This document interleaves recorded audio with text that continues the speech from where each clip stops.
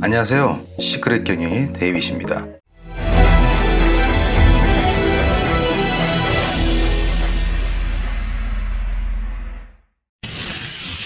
이제 신입 직원을 모집해야 하는 기간이 다가왔죠. 경력직을 구하는 것도 힘들지만 신입 직원 모집도 사실 만만한 일이 아닙니다. 주변을 보면 소위 잘 나가는 병원들은 직원들도 잘 모집하는 것 같은데 우리는 아무리 공고를 내어보아도 서류 접수 하나 들어오지 않아서 힘들어하는 분들이 많이 있습니다. 도대체 왜 이런 건지 궁금하신가요? 오늘 알려드리는 프로세스는 작은 동네 의원, 개원한 지 얼마 안 된 초보 선생님들께 대형 병원에서는 어떤 시스템으로 직원을 모집하는지 이야기해 보겠습니다. 먼저 현실적인 이야기를 해보겠습니다.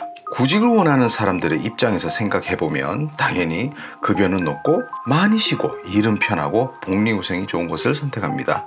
대학병원 등 특별한 곳을 제외하면 사실 병의원끼리 아주 큰 차이가 나지는 않습니다. 그러나 구직자의 입장에서 느끼는 이미지는 아주 크게 차이가 납니다. 이 말은 어떻게 이미지를 각인시키느냐에 따라서 직원들의 머릿속에는 가보고 싶은 병원이 될 수도 아닐 수도 있다는 것이지요. 그리고 직원 구하기가 힘든 아주 작은 병원의 입장에서 보았을 때 대형 병원이나 소위 잘 나가는 병원이 싹쓸이 해간다고 생각하시죠?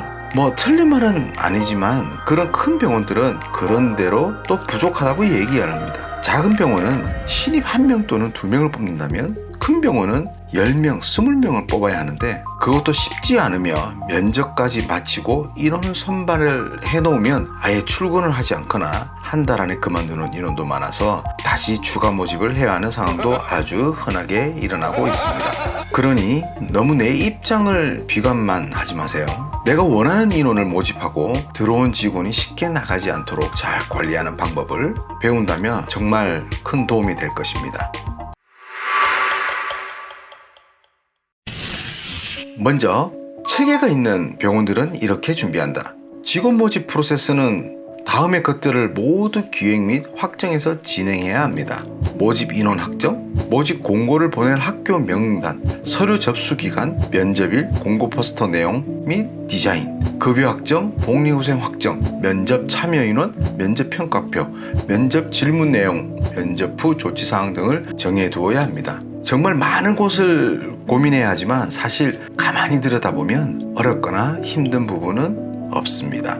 다만 해보지 않은 것이기에 표를 하나 만들어서 체크를 하면 됩니다. 여기에서 중요한 것은 모두 취업하길 희망하는 학생들의 입장에서 생각해야 한다는 것이죠. 자, 두 번째로 학생들에게 우리 병원을 알리는 방법. 크게 두 가지가 있습니다. 한 가지는 각 학교에서 실시하는 취업 설명회를 통해서 직접 알리는 방법이고, 나머지는 학과 사무실을 통해서 포스터를 보낸다든지 아니면 학과 홈페이지에 구인 등록을 하는 것입니다. 취업 설명회는 사실 아주 작은 병원에서는 잘 하지 않고 주로 대형 병원 등에서 하는 방법인데요. 만약 내가 취업 설명회에 참여하고 싶다고 한다면 설명회 때 필요한 홍보 PPT를 만들어 가야 합니다. 사실 취업 설명회도 작은 전쟁입니다. 홍보문을 만들어 참석한 학생들에게 선물하거나 빵 같은 먹는 것을 제공하는 병원들도 있습니다. 이렇게 몇 개의 학교를 돌아다니면서 선물을 준비한다면 그 비용도 만만치 않습니다. 그냥 설명만 해도 상관없지만 그 병원을 대표해서 오는 사람은 확실히 말을 잘하는 사람이 가야 합니다. 그 다음에 학교에 배포하는 포스터는 깔끔한 디자인이 좋습니다. 학교마다 어떤 곳은 포스터를 붙이고 그 포스터를 사진으로 찍어서 학과 홈페이지에 게시판에 올려줍니다. 홈페이지에 직접 올리라고 하는 것도 있지만 대부분 학과에서 따로 올리는 경우가 많습니다. 만약 포스터를 인쇄하지 않더라도 컴퓨터로 디자인하여 학과 사무실에 취업 게시판에 올려달라고 이야기를 해줘야 합니다. 자, 세 번째로는 면접 시기는 이렇게 정한다.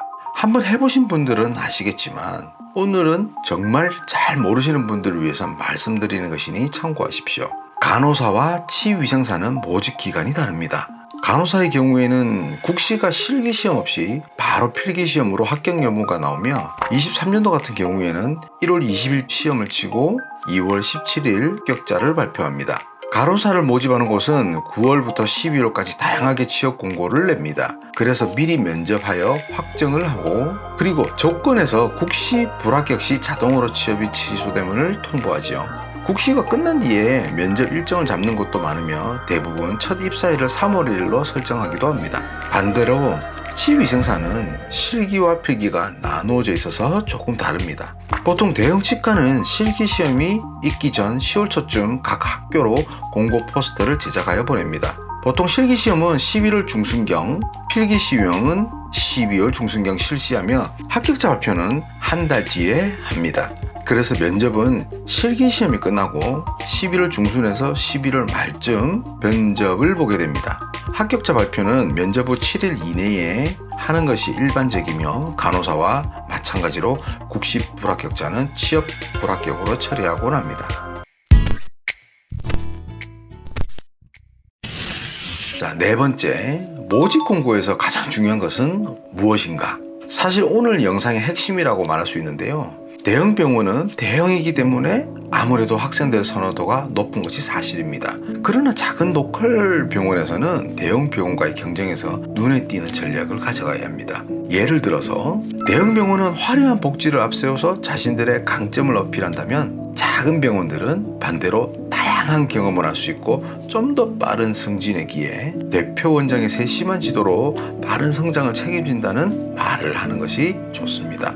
어떤 학생에게는 대형 병원을 간다는 그 취업에 대한 타이틀이 중요할 수도 있지만 어떤 학생에게는 더 빨리 실적을 달고 싶은 마음이 더 클 수도 있습니다. 내가 똑똑한 한 명을 뽑고 싶으면 그 한 명에 초점을 맞춰야지 10명, 20명을 선발하는 대형 병원의 조건을 기준으로 하지 말라는 이야기입니다. 물론 이런 것에는 기본적인 급여 조건과 복지 수준은 따라와야 되겠죠. 심지어 일부 작은 병원에서는 우수한 인력을 선발하기 위해서 대형 병원의 월급보다 월 5에서 10만 원을 더 지급하기도 합니다. 가만히 생각해보면 작은 병원에서 뽑는 직원의 숫자가 10명, 20명이 되는 것이 아니라서 조금 더 준다면 사실 원장님의 입장에서는 큰 지출은 아니라고 생각합니다. 잘하는 직원 하나가 소개 환자 몇 명, 그 이상을 더 유입시킬 수도 있다고 생각하십시오. 생각의 전환은 바로 이럴 때 필요합니다. 자꾸 손해본다고 생각하지 마세요. 사실 그게 더 손해일 수도 있습니다. 제가 드리는 현실적인 조언을 다시 한번 깊게 생각해 보시기 바랍니다. 학생들의 입장에서요. 이 형 되게 잘한다. 자, 마지막 5번째로는 면접 관련 사항은 어떻게 하나요? 면접은 가장 중요한 사항 중 하나입니다.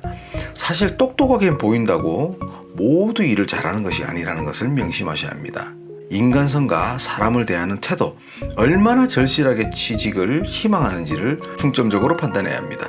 병원의 업무는 교육만 잘 시키면 어느 정도 중간은 하게 됩니다. 하지만 태도가 좋지 못하다면 그 팀을 분열시키고 환자와의 트러블을 일으키며 나중에 돌이킬 수 없는 일들을 발생시키는 경우를 저는 많이 보았습니다. 사교성이 좋은지, 학교 다닐 때 팀을 주도하는 역할을 해봤는지 등의 질문을 공통 질문지에 넣어서 물어보십시오. 제가 매년 면접을 하루에 30에서 50명씩을 해본 결과 인성과 의지가 가장 중요함을 느꼈습니다. 그리고 면접을 할 때 몇십 명씩 많은 인원을 동시에 보지 않는다며 2명씩 같이 보는 것이 가장 효율이 좋았습니다. 같이 온 면접자들끼리 너무 경쟁시키는 것은 가끔 무리수를 두는 결과를 이어지게 되더라고요. 면접을 볼 때에는 되도록 편안한 분위기를 조성하는 것이 면접을 보는 사람에게 사실 좀 더 솔직한 이야기를 들을 수 있었던 것 같습니다. 웃으면서 면접을 한번 진행해 주세요. 근데 정말 이거는 중요합니다. 놓치지 않을 거예요. 그리고 한 가지 팁을 드리자면 면접을 보러 온 사람에게 마치고 소정의 면접비를 제공하는 것을 추천합니다. 봉투에는 소정의 면접비와 작은 메모를 같이 동봉하여 그 내용은 멀리 면접을 보러 와주셔서 너무나 감사하며 긴장한 마음을 이해하기에 나가시면서 간단한 식사나 음료수 한 잔을 드시고 항상 좋은 일만 가득하길 바란다는 그런 메시지를 담아주는 것도 좋습니다. MZ세대들에게는 카톡으로 스타벅스 기프티콘과 같은 메시지를 또 선물하는 것도 좋은 아이디어가 될 수 있겠네요. 이렇게 하는 이유는 그 행위를 통하여 우리 병원의 좋은 이미지를 입소문 내는 방법 중 하나일 수 있으니까요. 저랑 하실래요? 자, 이제 신입 직원 모집 잘할 수 있으시겠죠? 잘 나가는 병원들은 이 정도는 기본으로 하고 있습니다. 대단한 것이 아닌 작은 부분까지 그 동선을 따라서 하나하나 생각해 보면 누구든 할 수 있습니다. 어떤 누구에게는 이 영상이 실질적으로 큰 도움이 되어 직원 모집 시스템을 구축하고 정말 우리 병원에 좋은 직원 한 명을 더 확보하는 것에 큰 영감을 얻는 기회가 될 수 있을 것입니다. 마지막으로 저는 간절하고 열정적인 분에게 더 큰 힘이 되는 사람이고 싶습니다.